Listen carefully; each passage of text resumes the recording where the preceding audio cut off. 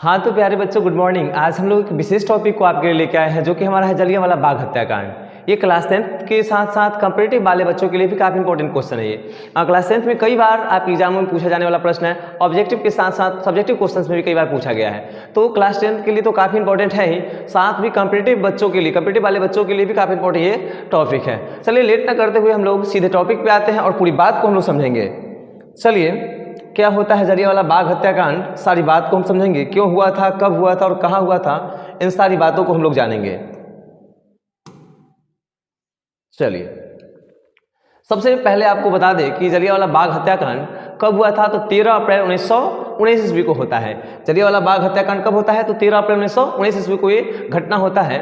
और पूरी बात को हम लोग समझेंगे और इससे जुड़ी हुई सारी ऑब्जेक्टिव क्वेश्चंस को भी देखेंगे और सब्जेक्टिव क्वेश्चंस को भी देखेंगे कि एग्जाम में कब क्वेश्चन कैसे पूछता है और हम लोग कैसे उसका उत्तर देंगे, सारी बात को हम लोग देखेंगे। ठीक है, तो आपको हम बता दें कि जलियांवाला बाग हत्याकांड, तो हम लोग लिखेंगे ऐसे कि जलियांवाला बाग, आपको हम समझाने के लिए बताते हैं कि जलियांवाला बाग हत्याकांड, हम लोग समझेंगे पूरी बात को। जलियांवाला बाग हत्याकांड क्या है कि जलियांवाला बाग हत्याकांड 13 अप्रैल 1919 ईस्वी को पंजाब के अमृतसर में घटता है। ये घटना बता दें कि कब घटता है, तो 13 अप्रैल 1919 ईस्वी को कहाँ पे, तो पंजाब के अमृतसर में ये घटना घटता है। और आपको बता दें कि रॉलेट एक्ट के तहत, किस चीज़ के तहत, तो रॉलेट एक्ट के तहत, इस कानून के तहत क्या होता है कि भारत के महान क्रांतिकारी नेताओं को गिरफ्तार कर लिया जाता है, जिसमें कि 9 अप्रैल 1919 ईस्वी को कब होता है, तो 9 अप्रैल 1919 ईस्वी को भारत के दो महान क्रांतिकारी नेता डॉक्टर सत्यपाल मलिक और दूसरा सैफुद्दीन किचलू, ये दो महान नेताओं को गिरफ्तार कर लेता है, जिससे कि भारतीय लोगों में काफ़ी खलबली मच जाती है। वो लोग काफ़ी चिंतित हो जाते हैं, क्योंकि अब देखिए कहीं ना कहीं किसी न किसी का अगर नेता है कोई, ठीक है, जिनके भरोसे वो हैं, ठीक है, वो नेता पे अगर किसी प्रकार की कोई दिक्कत परेशानी होती है, तो इस बात से वहाँ के लोग तो वास्तव में चिंतित होंगे। तो इस बात से भारतीय लोग काफ़ी चिंतित हो गए थे, ठीक है, और भारतीय लोगों में काफ़ी खलबली मच गई थी। और बता दें कि इस बात को लेकर 13 अप्रैल को बैसाखी के दिन, ठीक है, बैसाखी का पर्व होता है, ठीक है, बैसाखी का पर्व था उस दिन 13 अप्रैल को भारतीय लोग ना एक सभा का गठन करते हैं। कहाँ पे, तो पंजाब के अमृतसर में, अमृतसर में भी कहाँ, तो जलियांवाला बाग में, कहाँ पे, तो जलियांवाला बाग में ये बैठक बुलाते हैं, एक सभा बुलाते हैं, जिसमें सभा में इसी बात को लेकर बात होती रहती है। अब इस बात का खबर ना अंग्रेजों के प्रधान जनरल डायर को पता चलता है। इस बात की सूचना उन्हें मिल जाती है कि भारतीय लोग मतलब कि जलियांवाला बाग में बैठ के और वो किसी चीज़ की मीटिंग करते हैं या फिर किस बात को लेकर वो लोग अपना बैठकर सभा बैठाए हुए हैं, ठीक है।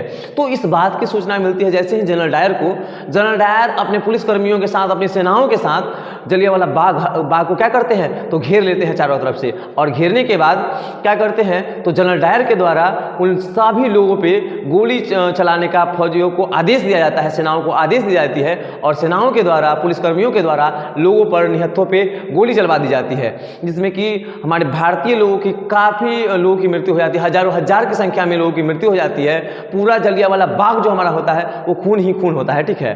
तो इस बात को लेकर, ठीक है, अब बता दें कि अब इस बात को लेकर क्या होता है कि कितने निहत्थों की जान गई, ठीक है, वहाँ पे बहुत सारे लोगों की जान गई, उसमें बूढ़े, बच्चे, महिलाएं, बहुत सारे लोग थे, उनके जान, वहाँ पे उनकी जान गंवाई गई, ठीक है। अब बता दें आपको कि क्या होता है कि जो इस बात को लेकर, ठीक है, इस बात की जो न्यूज आई, ठीक है, जो खबर आई सरकार के माध्यम से कि केवल 389 लोगों की मृत्यु होती है। कितने लोगों की, तो 389 लोगों की मृत्यु होती है, ऐसा खबर आता है, ठीक है। और बता दें कि लेकिन दरअसल बात ऐसी है कि वहाँ पे हजारों हजार की संख्या में लोगों की मृत्यु होती है। कितने लोगों की, तो हजारों हजार की संख्या में लोगों की मृत्यु होती है। आपको बता दें कि हजारों हजार की संख्या में लोगों की मृत्यु होती है, ठीक है। पुलिस कर्मियों के द्वारा क्या होता है, तो इन पे गोली चलवा दी जाती है। और बता दें कि कुआं, ठीक है, कुआं तालाब जो होता है, जैसे कि ऐसा कुआं था उसके अंदर, जलियांवाला बाग के अंतर्गत ऐसा कुआं था, उस कुआं में भी क्या होता है, लोग अपनी जान को बचाने के लिए उस कुआं के अंदर भी कूदते हैं, लेकिन फिर भी क्या होता है, तो वो नहीं बच पाते हैं। बताया गया कि 1600, क्या बताया गया है कि 1650 राउंड गोलियां चलवाई जाती है इनके द्वारा, जनरल डायर के द्वारा लोगों पे 1650 राउंड गोलियां चलवाई जाती है।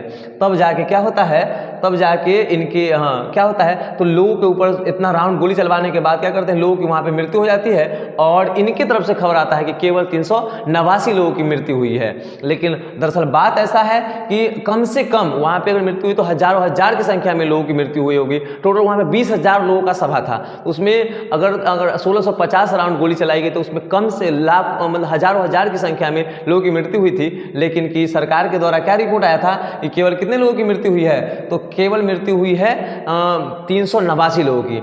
और इस बात से गुस्सा होकर, जब इस बात से पता चलता है तो इस बात से गुस्सा होकर गांधी जी क्या करते हैं, इसमें गांधी जी क्या करते हैं तो केसर-ए-हिंद की उपाधि, जो इनको अंग्रेजों के द्वारा केसर-ए-हिंद की उपाधि दी जाती है, ये अपनी उपाधि को क्या करते हैं तो अंग्रेजों को लौटा देते हैं। ठीक है, अंग्रेजों को वापस कर देते हैं, अपने केसर-ए-हिंद की उपाधि को लौटा देते हैं। तो यही घटना हमारा क्या कहलाता है कि जलियांवाला बाग हत्याकांड एक घटना कहलाता है। चलिए अब हम लोग बात करेंगे कि इस टॉपिक से, ठीक है, इससे जो ऑब्जेक्टिव क्वेश्चंस बनेगा हमारा, इससे जो हमारा ऑब्जेक्टिव क्वेश्चंस बनेगा, ये जलियांवाला बाग हत्याकांड, इससे जो हमारा ऑब्जेक्टिव क्वेश्चन बनेगा, कैसे बनता है ऑब्जेक्टिव क्वेश्चन से देखते हैं हम लोग। ठीक है, कि ऑब्जेक्टिव क्वेश्चन से बनता कैसे है, तो हम लोग क्या बताएंगे कि क्वेश्चन बनेगा ऐसे। क्वेश्चन, पहला क्वेश्चन आपसे ऐसे बन सकता है ऑब्जेक्टिव क्वेश्चन कि जलियांवाला बाग हत्याकांड कब हुआ था, तो क्या बताएंगे हम लोग कि 13 अप्रैल 1919 ईस्वी को। पहला क्वेश्चन तो हमारा इस तरीके से बनेगा।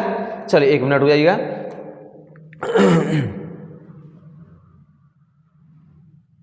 चलिए क्या बताएंगे हम लोग कि अंग्रेजों, कि ये जो हमारा घटना हुआ था, क्या जो हमारा घटना हुआ था, ये जो घटना हुआ था कब हुआ था, तो 13 अप्रैल 1919 ईस्वी को।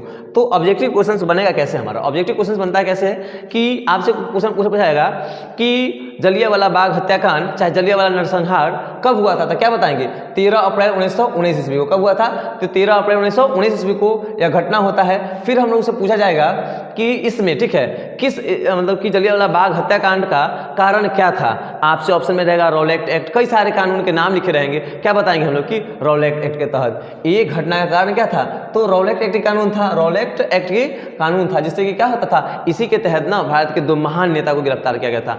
आपसे पूछा जाएगा कि रॉलेट एक्ट के तहत भारत के किन नेता को गिरफ्तार किया गया था, क्या बताएंगे हम लोग, तो इनको किन को गिरफ्तार किया गया था, तो सत्यपाल मलिक को और सैफुद्दीन किचलू को। तो इन सारी बात को हम लोग लिखेंगे। ठीक है, तो सारी बात को लिखेंगे कि भारत के 2 महान नेता सत्यपाल मलिक और क्या है सैफुद्दीन किचलू, इन सारी बात को हम बताएंगे। फिर ऑब्जेक्टिव क्वेश्चन बनेगा कैसे, ऑब्जेक्टिव क्वेश्चन बनेगा कैसे कि किस दिन, ठीक है, किस दिन 13 अप्रैल होना चाहिए, यहाँ पे 13 अप्रैल होना चाहिए, क्या 13 अप्रैल क्या होता है कि जलियांवाला बाग हत्याकांड कब हुआ था, तो 13 अप्रैल 1919। तो इस प्रकार से आपकी ऑब्जेक्टिव क्वेश्चंस बनेगी। ठीक है, अब सब्जेक्टिव क्वेश्चंस कैसे बनेगा, सब्जेक्टिव क्वेश्चंस तो क्लास 10 वालों के बच्चों के लिए ऑब्जेक्टिव सब है सभी के लिए। ठीक है, कॉपरेटिव वाले बच्चों के लिए तो सिर्फ ऑब्जेक्टिव क्वेश्चंस वो देखेंगे तो उनके लिए पूरा हो जाएगा। अब सब्जेक्टिव क्वेश्चंस को क्लास 10 के बच्चे, जो भी क्लास 10 के बच्चे हैं, वो कैसे लिखेंगे, उन सारी बातों को हम लोग भी देखेंगे। ठीक है, चलिए सब्जेक्टिव क्वेश्चंस में बनेगा क्वेश्चन कैसे, चलिए हम बताते हैं आपको क्वेश्चन बनेगा कैसे कि जलियांवाला नरसंहार से आप क्या समझते हैं, या फिर क्वेश्चन रहेगा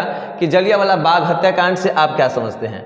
आपसे क्वेश्चन बनेगा कि जलियांवाला बाग हत्याकांड से आप क्या समझते हैं। ठीक है, तो हम लोग लिखेंगे कैसे, हम लोग क्या बताएंगे, चलिए देखते हैं हम लोग किस प्रकार से हम लोग लिखेंगे कि जलियांवाला बाग हत्याकांड 13 अप्रैल होना चाहिए। क्या होना चाहिए, 13 अप्रैल 1919 ईस्वी को पंजाब के अमृतसर में घटा था। यह घटना कहाँ पे घटा था, तो 13 अप्रैल 1919 ईस्वी को पंजाब के अमृतसर में घटता है। इस बात को हम लिखेंगे।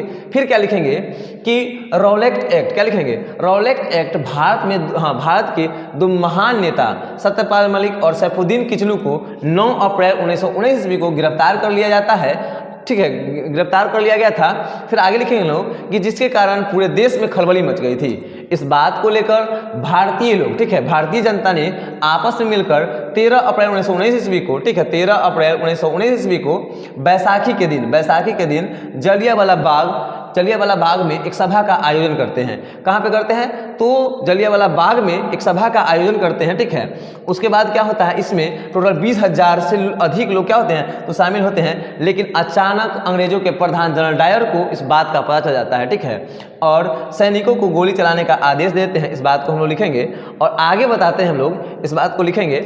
उसके बाद क्या लिखेंगे हम लोग, इसके बाद हाँ, इस बात के बाद लिखेंगे कि जलाने का आदेश देता है जिसमें कि सरकारी गवाही के अनुसार, ठीक है, और बहुत सारे लोगों की मृत्यु होती है, तो सरकारी गवाही के अनुसार केवल 389, जो आपको बताया था 389, केवल 389 व्यक्ति मतलब कि मरते हैं, ऐसे सरकारी गवाही के अनुसार रिपोर्ट आता है, सरकारी रिपोर्ट ये होता है। परंतु मरने वालों की संख्या हजारों से अधिक होती है, हजारों से अधिक आपको बताया था कि हजारों हजार की संख्या में लोगों की मृत्यु हुई थी। और कहा जाता है, क्या कहा जाता है कि इस बाग में, ठीक है, इस बाग में खून की नदियां बह रही थी, ठीक है, इस बात में क्या होता है कि इस बाग में खून की नदियां बह गई थी।